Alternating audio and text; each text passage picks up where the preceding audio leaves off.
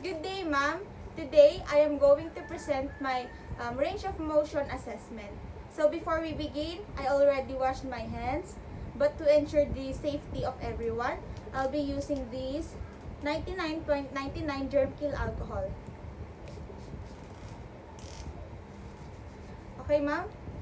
So let's start. Hi, ma'am. How are you today? I'm okay, ma'am. So, my name is Zaidin Maris Luz and I am your nurse today. So, I'm going to present the range of motion. So, let's start with your shoulder. So, okay na po ba? Yes po. Start na po? Okay. So, ma'am, ang uunahin po natin is the flexion and the extension. Okay, ma'am. So, ma'am, this is the flexion, extension, flexion, extension. So, ma'am, the second part is the abduction and adduction.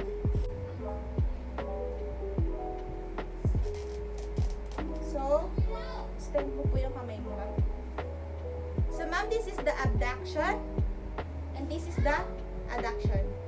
Abduction, adduction. Abduction, adduction.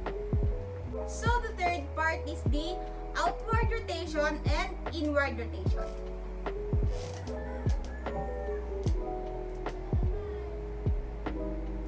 Outward, inward. Outward, inward. Outward, inward. So, the fourth part, ma'am, is the flexion and extension of the elbow.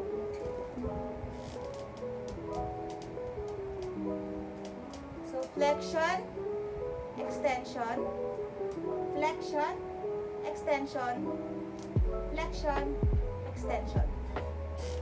So, ma'am, the fifth part is the supination and pronation.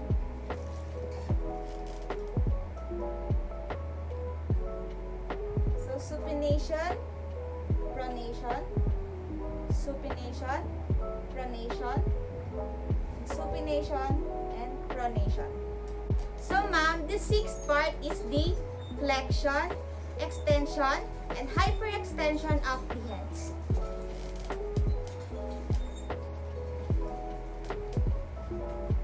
So, this is the flexion, extension, hyperextension.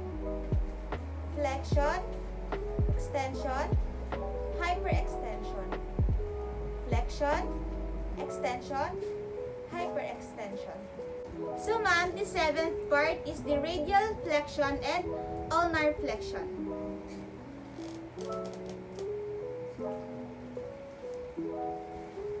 So, ma'am, this is the radial, the ulnar. Radial flexion, ulnar flexion. Radial flexion, ulnar flexion, and radial, ulnar.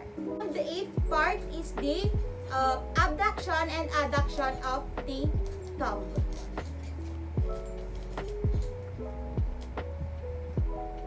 So, ma'am, abduction, adduction, abduction, adduction, and abduction, adduction. So, the ninth part, ma'am, the flexion and extension of the thumb. So, this is the flexion, extension, flexion, extension, and then flexion, extension. So, ma'am, the 10th part is the opposition of the fingers. Opposition, opposition, opposition, opposition, opposition, and opposition. So, ma'am, the 11th part is I will work with the fingers individually with the abduction and adduction. So, ma'am, we already done with this thumb finger. So, let's start with the index.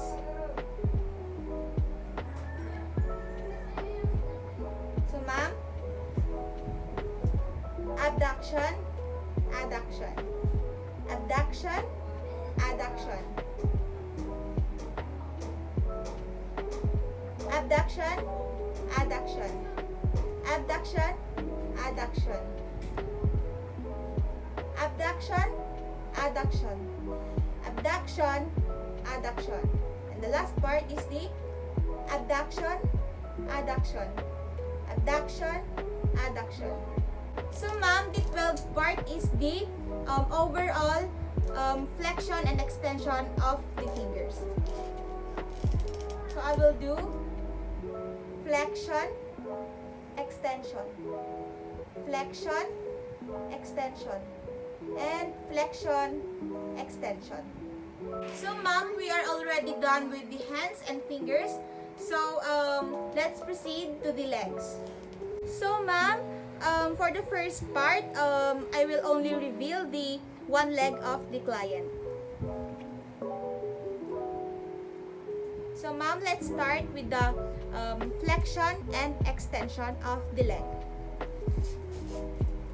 So this is the flexion, extension, flexion, extension, and flexion, extension.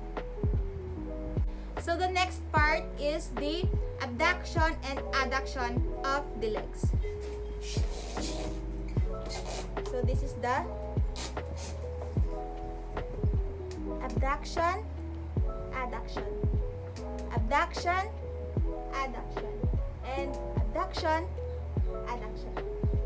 So the next part is the outward and inward rotation.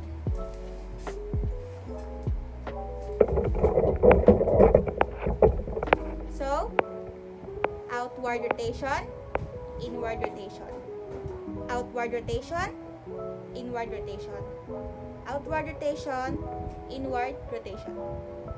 So the next part is the flexion and extension of the knee. So this is the flexion, extension, flexion, extension, and flexion, extension. So the next part is the plantar and dorsal flexion of the ankle. So this is the plantar, dorsal, plantar, dorsal, and plantar and dorsal. So the next part is the inward and outward rotation. So this is the inward, outward, inward, outward, inward, and outward.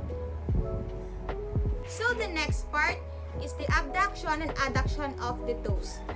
So I will work individually. Abduction, adduction, abduction, adduction, abduction, adduction, abduction, adduction, and abduction, adduction. So last but not the least, I will do the flexion and extension of the toe. So this is the flexion, extension, flexion, extension, flexion, extension. So ma'am, this range of motion assessment is done. So kailangan po maging comfortable yung pasyente. So tatalakbuhan ko na po ulit siya.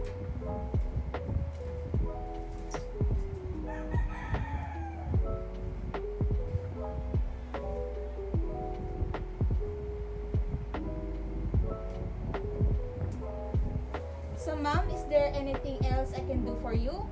Wala po. So ma'am, I hope you like it. I hope you learned from it, and thanks for watching. Bye!